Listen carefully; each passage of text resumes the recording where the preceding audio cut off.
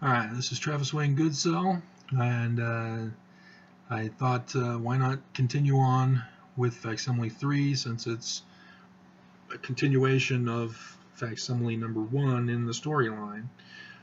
It's just that Joseph Smith did not make a translation in the Book of Abraham of this picture.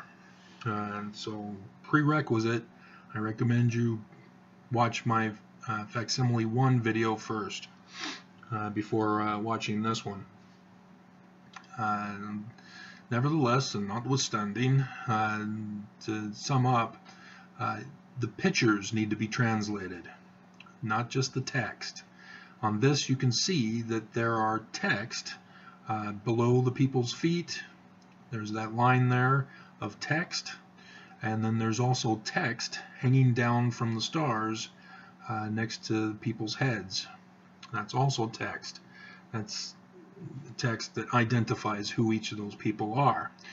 And Egyptologists have confirmed that the text does not indicate Abraham whatsoever, and indicates that therefore Joseph Smith cannot translate Egyptian, hasn't got a clue.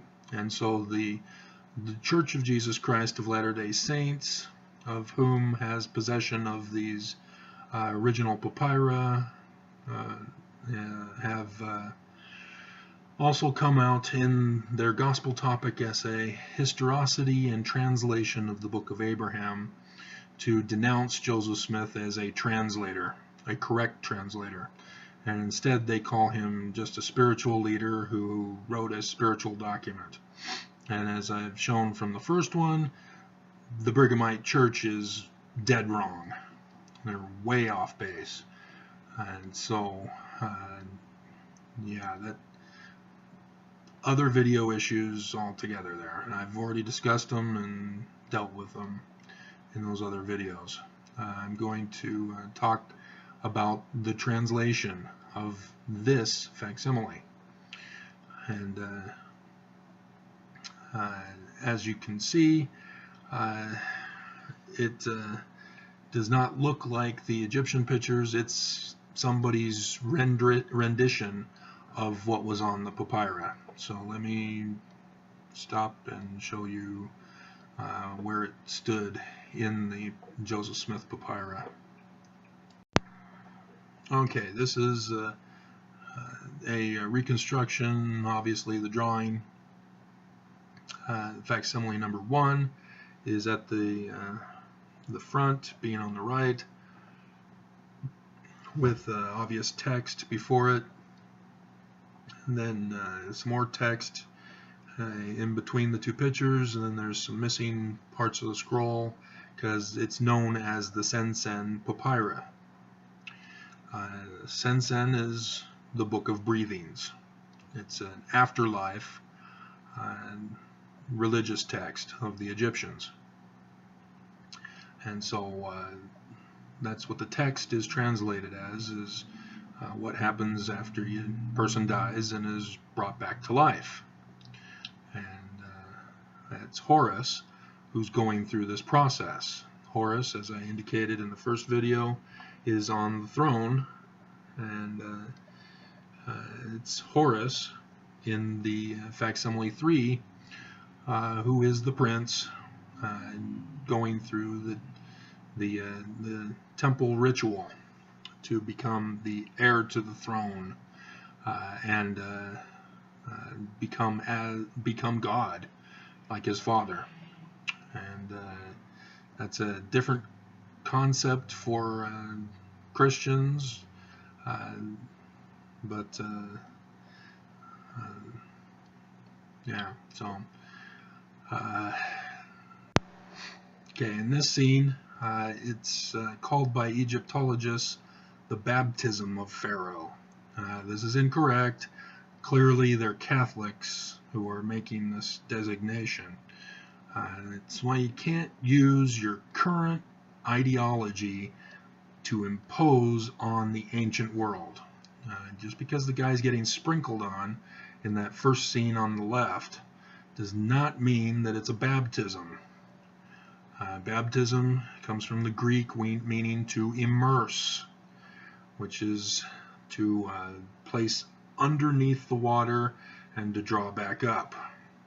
And so Catholics have it wrong about baptism, but they have it wrong about this being the baptism of Pharaoh. It's the cleansing and anointing of Pharaoh is what it actually is.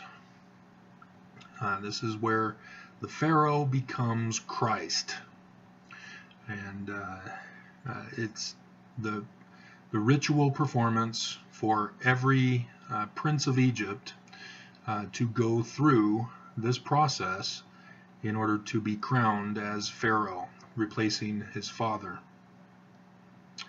And Amun is sitting on the throne, representing the Amun priesthood, and they're the high priesthood that oversees the crowning of the prince. In cases where the father is still alive, it can be the father doing the coronation. But in many cases, the father has died, so there's no syncretic joint rulership. And so an Amun priest would represent the god Amun on the throne and be the one crowning him.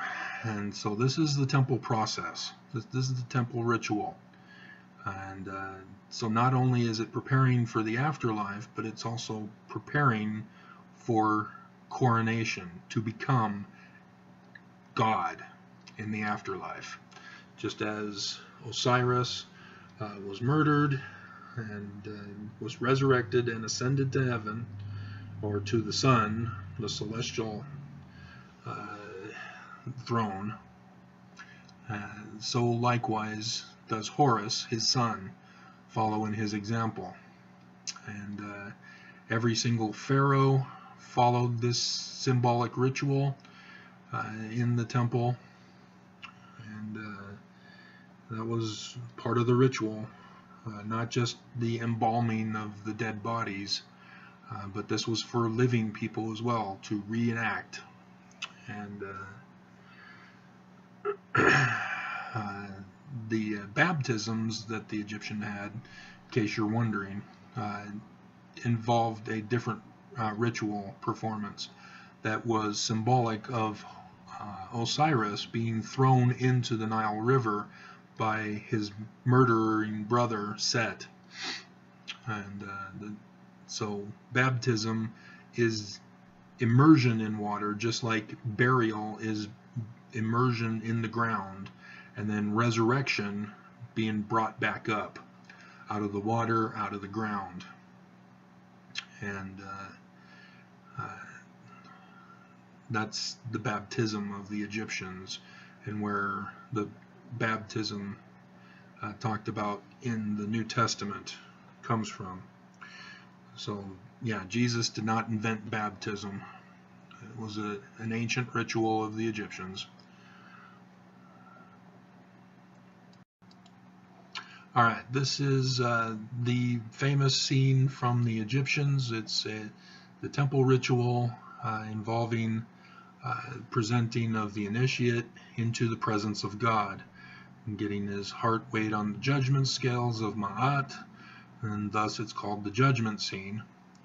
It is the closest match to Facsimile 3 if you cut off the top portion with the instruction that's going on up there, and add the waters below with the crocodile. This is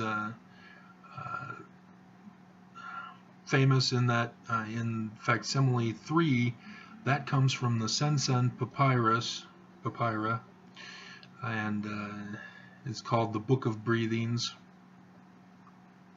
and is referring to the afterlife. And this is also a scene from the book The Coming Forth by Day. It's wrongly translated as the Book of the Dead, Budge, and it is the afterlife ritual, which is reenacted by those living. The prince also must go through this process in order to be crowned pharaoh. And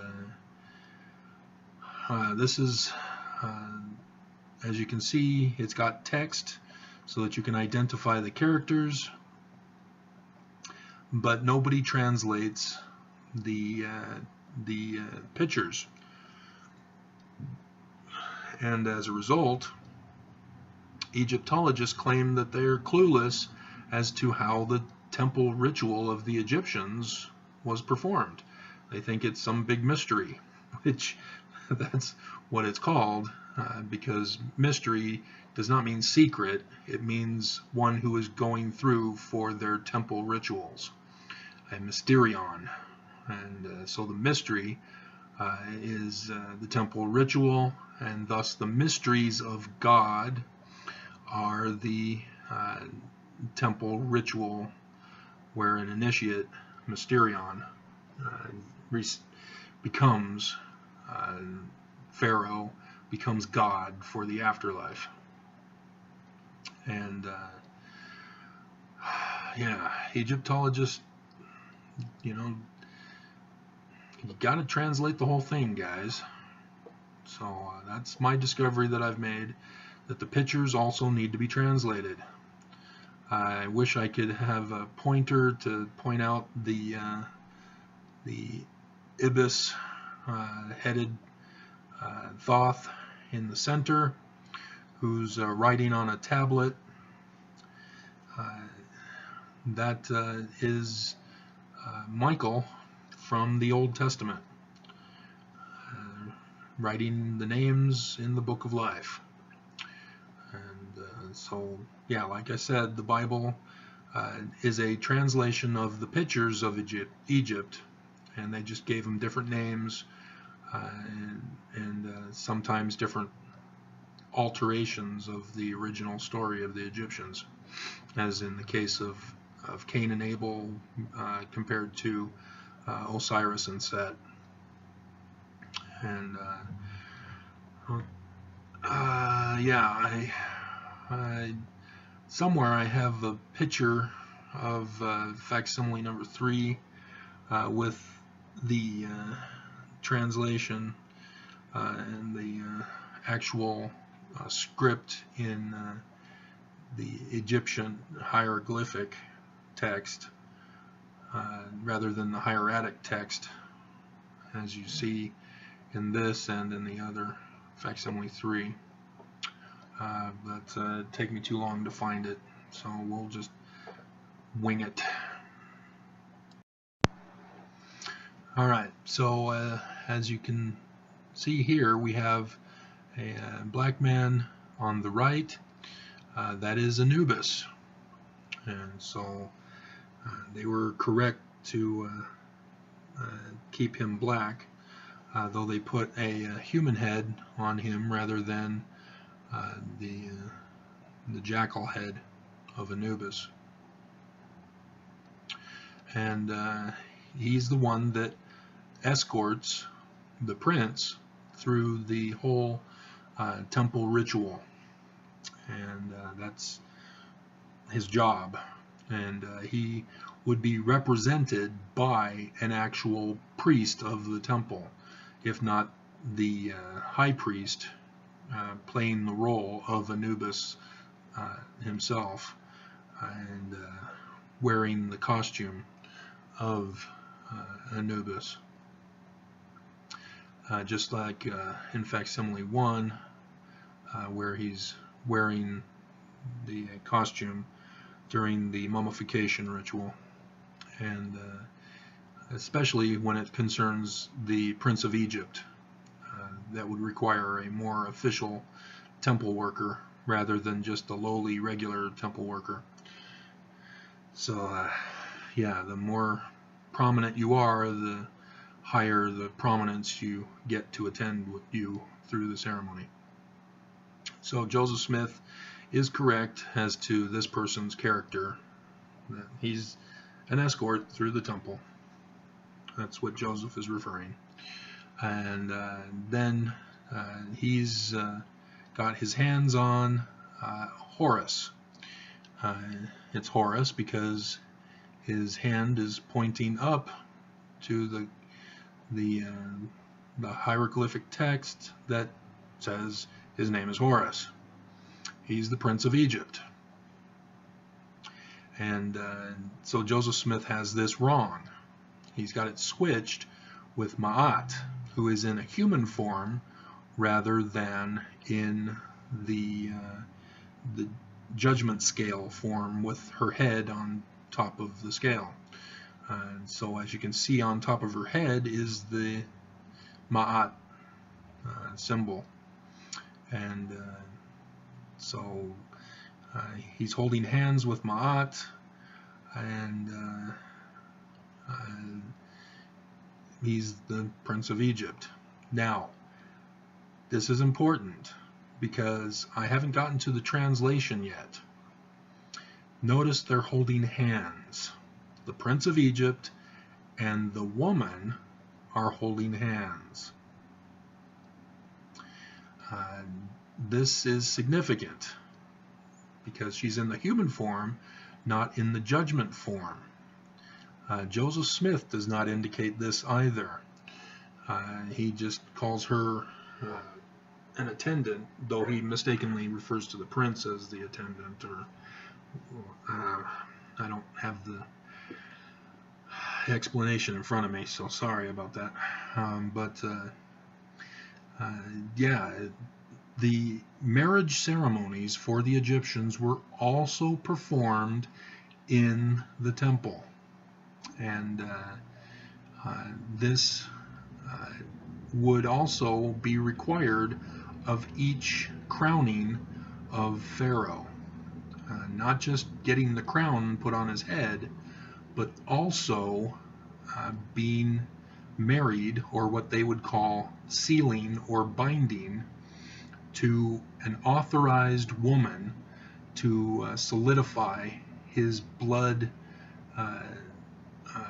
connection or authority to becoming Pharaoh. And thus he had to marry his sister. And that goes back to the origins of the beginning of mankind with Nut and Geb, heaven and earth. And they gave birth to Set and Osiris, Isis, and Nephthys. Am I pronouncing that right?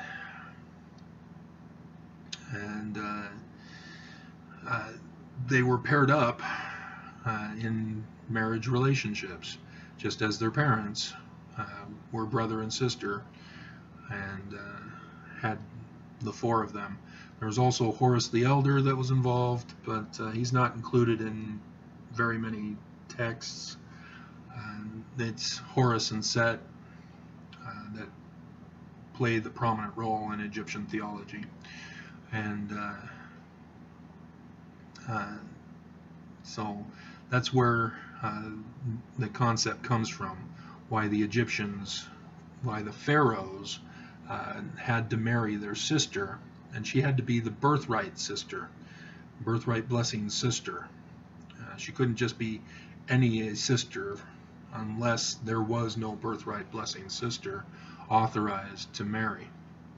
And that's happened on numerous occasions in Egyptian dynasties, and caused some problems and controversies as a result. Akhenaten being one of those controversies. And so, yeah, pay close attention to this, because this is a marriage ritual, a crowning ritual, and a temple initiation ritual all rolled up into one. and you'd have Pharaoh. He's got his coronation crown on him, and it's a ceremonial coronation crown, and that would be Osiris sitting on the throne, the father. And then behind him, onto the left, is Hathor.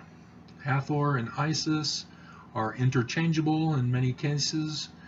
You can tell that this is Hathor, not Isis, from the crown, the solar disk with ox horns. That's Hathor. She's the cow goddess, and she's a mother figure in Egypt. And so Isis as a mother figure is Hathor. Isis as a wife figure and mother figure is Isis instead of Hathor. And Isis would be portrayed as having a throne on her head instead of what you see here, the solar disk in the ox horns. And Joseph Smith says that Abraham is sitting on the throne, and therefore Pharaoh is not sitting on the throne, but is standing behind him.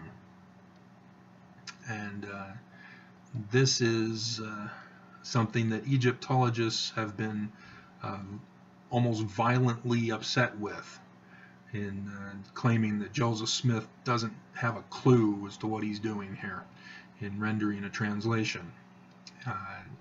However, Egyptologists rather, have you forgotten your 18th dynasty? Have you forgotten Queen, let's see if I can pronounce her correctly, Hatshepsut. I can't say it fast. I'm going to mess it up if I try. So I'll just refer to her as Queen. The Queen was the wife of Tutmosis the second. He died prematurely, and so Tutmosis the third was too young to take the throne, and so there was a problem in the Egyptians. What do we do? Do we end this dynasty and allow another dynasty to rise up? Or what do we do? Total chaos and pandemonium emerged. And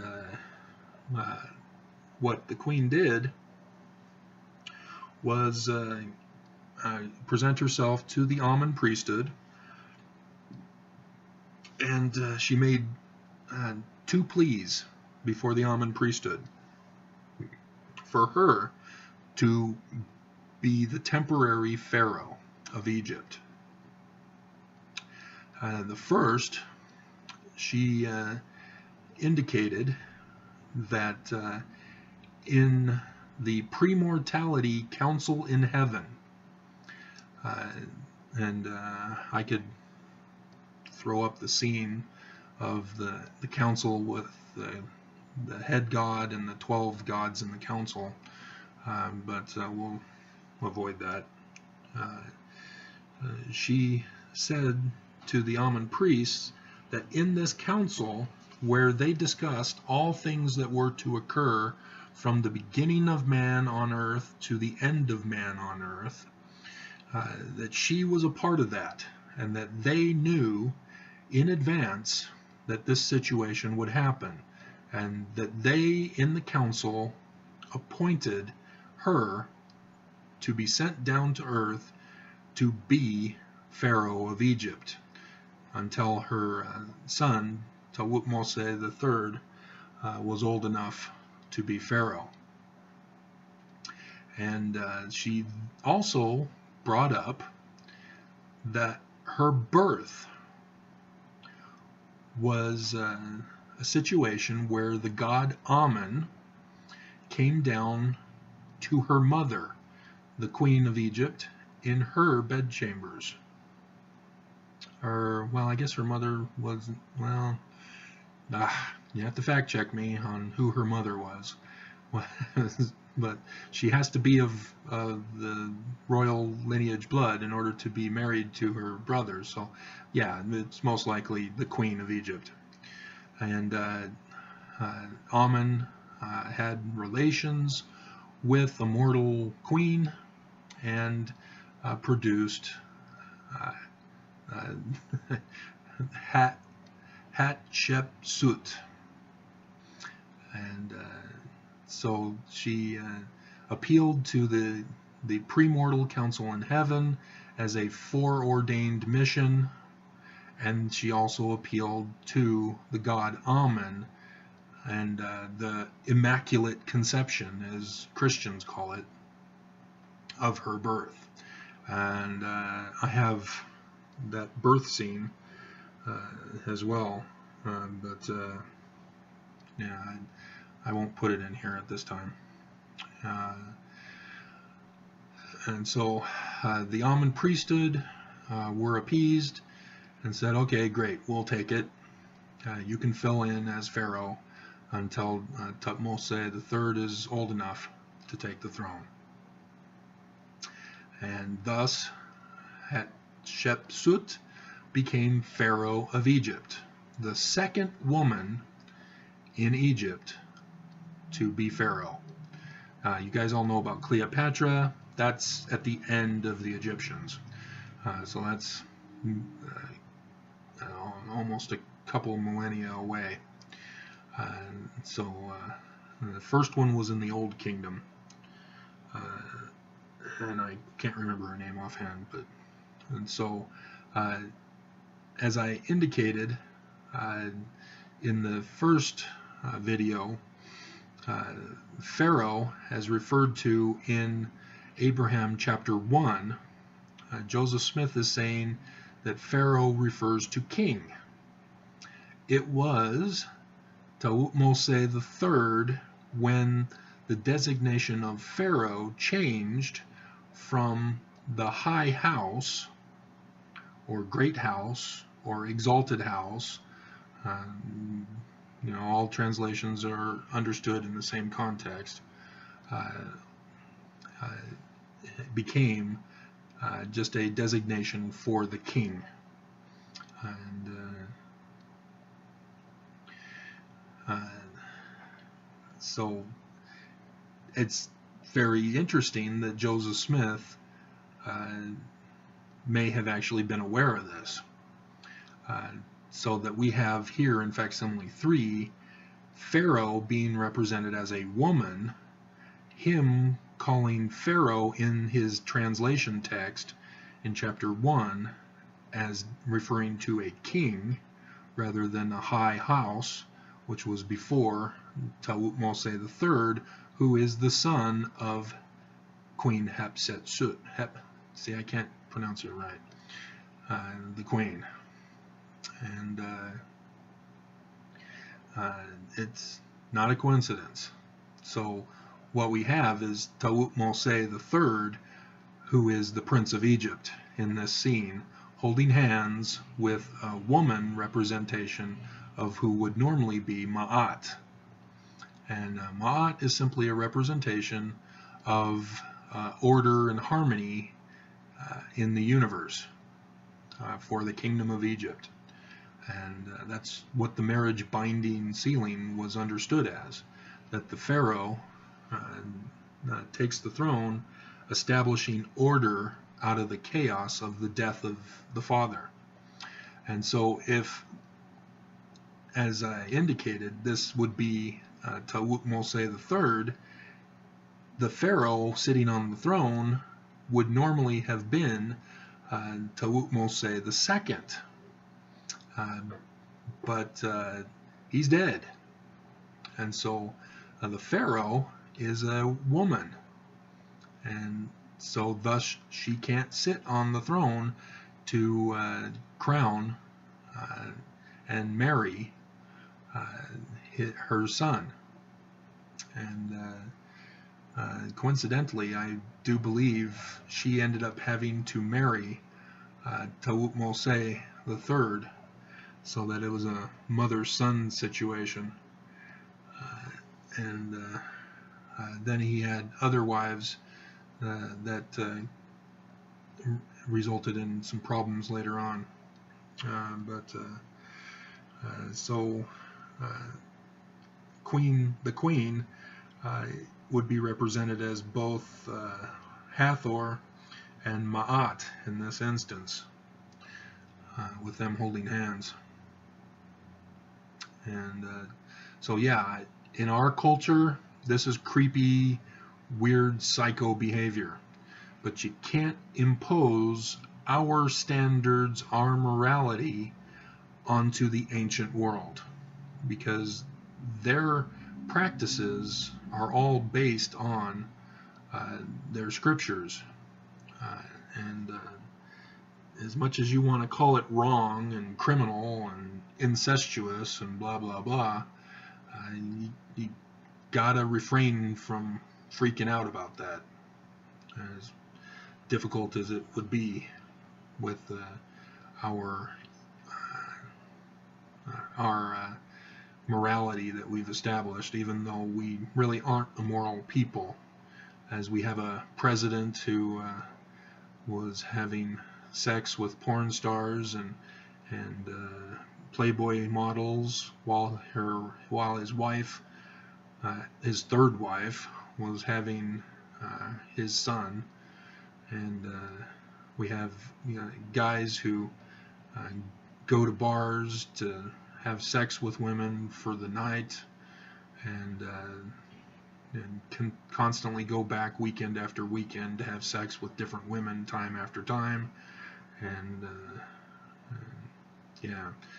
the Romans at the time of Jesus also were sick and perverted. They tried to make fun of Christians because of the love feasts that the Christians had, where they called themselves brother and sister, and they were teasing the Christians, saying that they were incestuous. And then the Christians rebuked them by saying, you have sex with prostitutes, and then those prostitutes have your children, your daughters, and then your daughters grow up to be prostitutes, whom you then come back and have sex with. And that shut up the Romans right quick, because they knew that it could be true. And so there's no way to know. They didn't have DNA testing back then. And so, yeah, there's been a lot of sick sexual perversion throughout history. So just relax and breathe and understand it in the context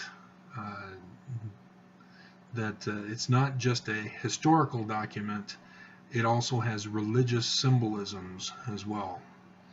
And it's the religious symbolism where it all makes sense, even though in mortality, in reality, it is kind of weird and twisted to actually practice the symbolic nature of it. And so that's one form of translation, is a historical account.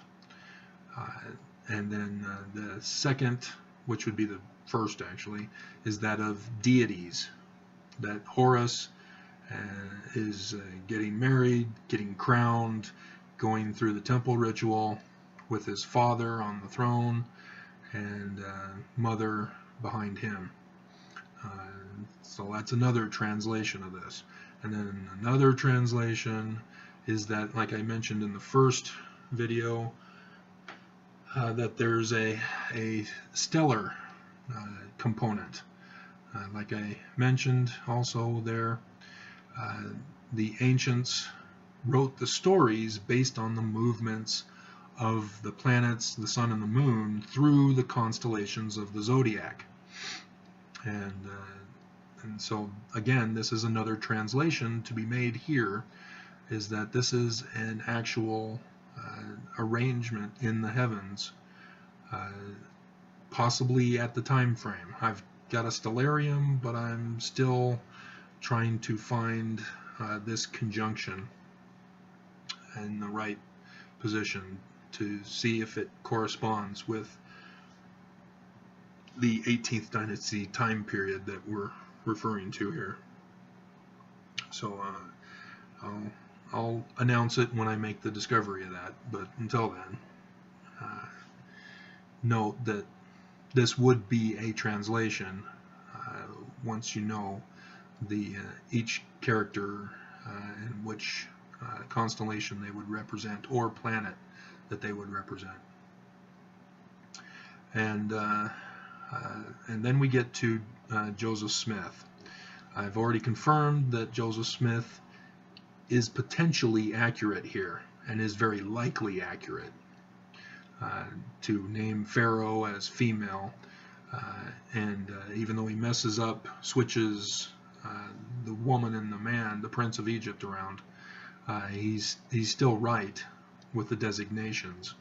The prince being the one on as the woman, which should be the man. So you got to give him credit for that. So how then do we get Abraham? Well, if you saw the first one, you know exactly how. I showed you how the Bible was translated from the Egyptian pictures as well, by the post-captivity Jew. And the post-captivity Jew, like I mentioned, represented Lilith and Adam, and then Eve fills in the biblical account, and Lilith gets dropped from memory until the Talmud, and then the Talmud makes mention of her. And then Jewish mysticism points out where she came from and who she is. Yeah, Adam and Eve, and they have Cain and Abel, and Cain kills his brother Abel, and Set takes over the throne upon Abel's death.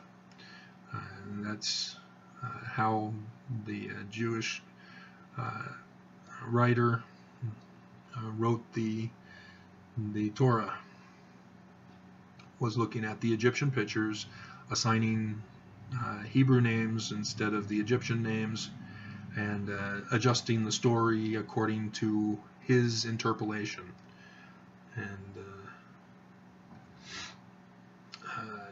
And so when we get to Abraham in the Genesis account, you have other Egyptian scenes and stories that are being utilized. And so Joseph Smith is simply following that pattern of translation. And so because he used Abraham as the one attempting to be murdered while in the mummification ritual, he then has him now on the throne of Egypt. And Joseph Smith only says that he's expounding upon the stars in the heavens. Like I said, one of the translations is a planetary arrangement involved in the scene, but also facsimile number 2, which is the hypocephalus. Cephali is plural, cephalus is singular. It was not a part of the scrolls. It was placed under the head of the mummy, and that is a different text in and of itself. It is not intended to be part of the Sensen papyra or the book of, or the Coming Forth by Day papyra. Yet Joseph Smith was able to connect them into a narrative.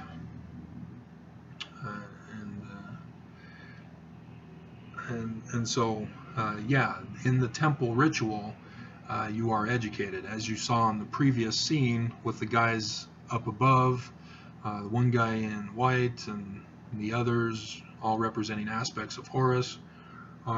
That's the instruction that's given in the temple. And part of the instruction are the Egyptian scriptures. So the creation and all about the council in heaven and what goes on after life, as well as what goes on during life. The whole scene from the beginning of time to the end of time. And that's the education that an initiate receives in the temple. And so Joseph Smith was right about that. That, you know, for Abraham to expound on the heavens is exactly what is done in the temple ritual. But he did not complete a translation of this.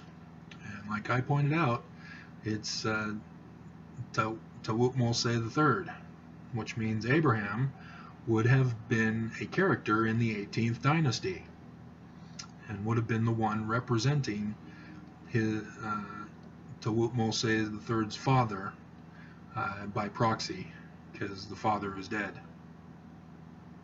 And it was not the Amun priest in this instance, as you saw in the washing or the cleansing and anointing of Pharaoh in that other scene. And so, yeah, as you can tell, the Bible does not name Tawut Mose III. If they use the word Pharaoh, or if they refer to a Pharaoh, they only call him Pharaoh. They don't call him by his full name. And like I indicated, Joseph Smith's translation of Pharaoh is king, which is during Tawut Mose III's time period. And because he was the one that changed the definition. And so if we were to put ourselves in the mind of the post-captivity Jew who wrote the Torah,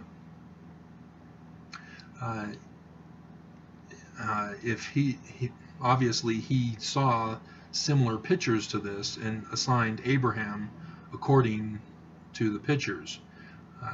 So the concept of Abraham going to Egypt and going to Pharaoh, telling his wife that you're my sister, that's the Egyptian process of kingship. And so what the post-captivity Jew is not wanting to admit is that Abraham is an heir to the throne of Egypt. And so he's going to meet Pharaoh, but then Pharaoh takes away his wife to be his wife, and then Pharaoh then decides to give all of his possessions to Abraham as if he were the heir to the throne, the Prince of Egypt. And then Abraham's wife, sometime after, is going to have a baby. And so that was definitely a difficult concept for the post-captivity Jew.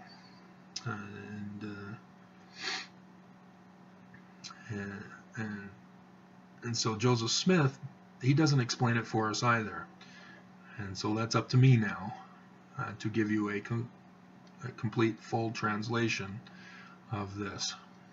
And as I have indicated, the historical time frame, and that's supposed to be the biblical story as well. And that Abraham is in Egypt. He is an Egyptian. I established that in Facsimile 1, where Joseph Smith says Abraham in Egypt.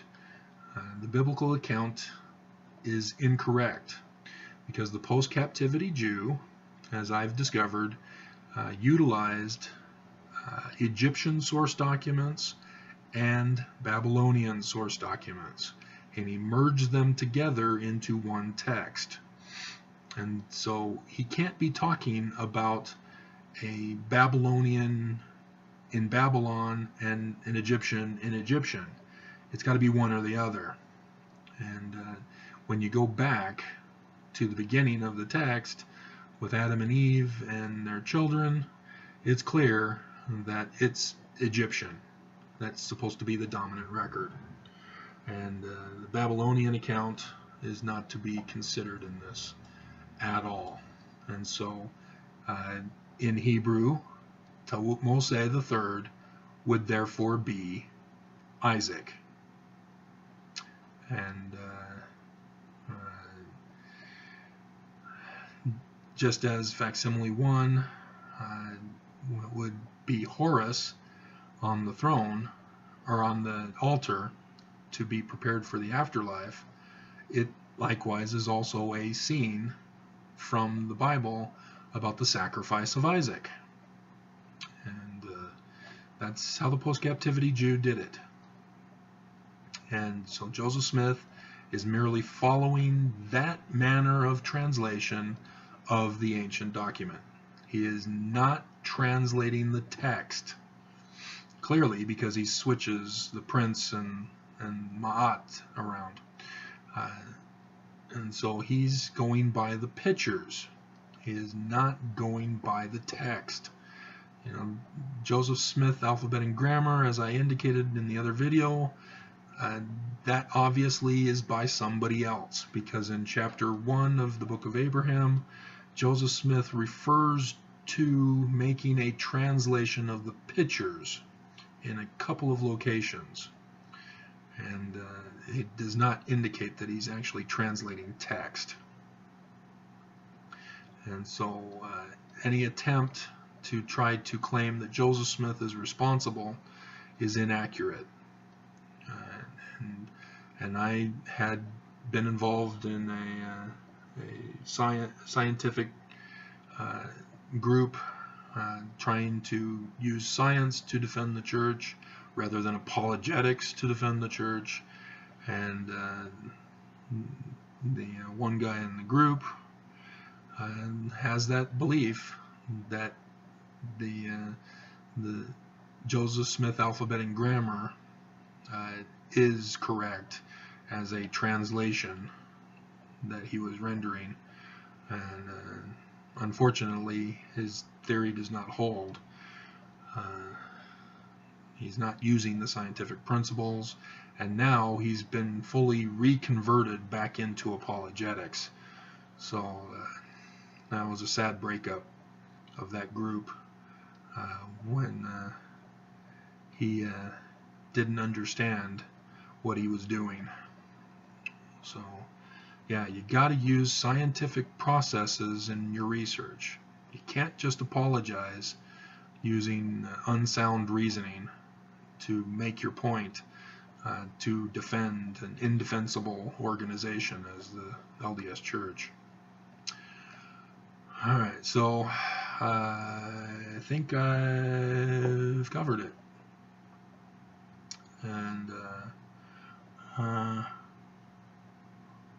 yeah, sorry, I don't have the translation of the text, but I gave you the translation as Joseph Smith would have given it had he been allowed to finish.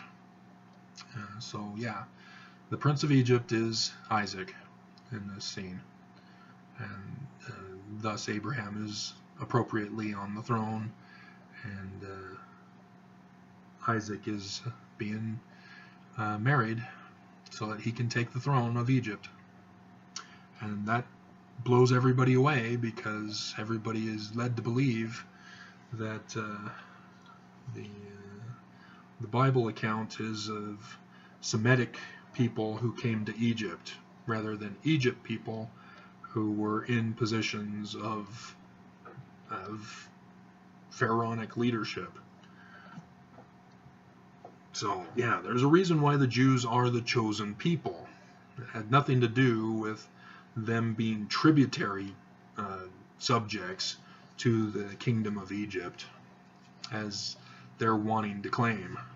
You know, can't exalt yourself beyond your station, Jews.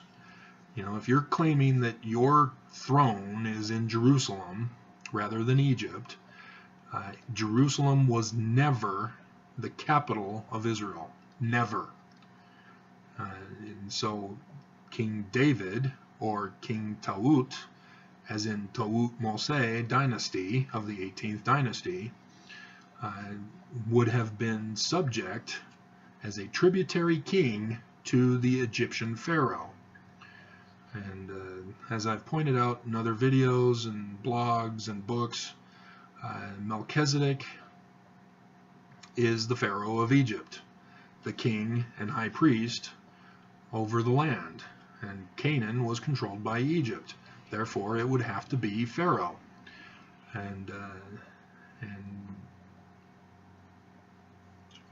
there was another instance in the Bible also, but I lost it.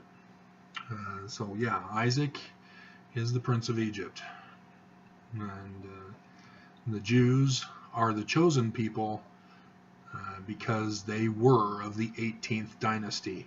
So Jesus, when he talks about restoring the kingdom of David, he's talking about restoring the David-Moses dynasty, the 18th dynasty. So that's who King David was. He was Taut-Mose. And they merged multiple Taut-Moses, because there's 4 of them, and then there are others in the dynasty, and they just merged them all together. And so, yeah, Solomon also was a pharaoh of Egypt, and but they were not part of the Torah text. They were a separate text written by a separate author, and it was supposed to establish their right to leadership and rule.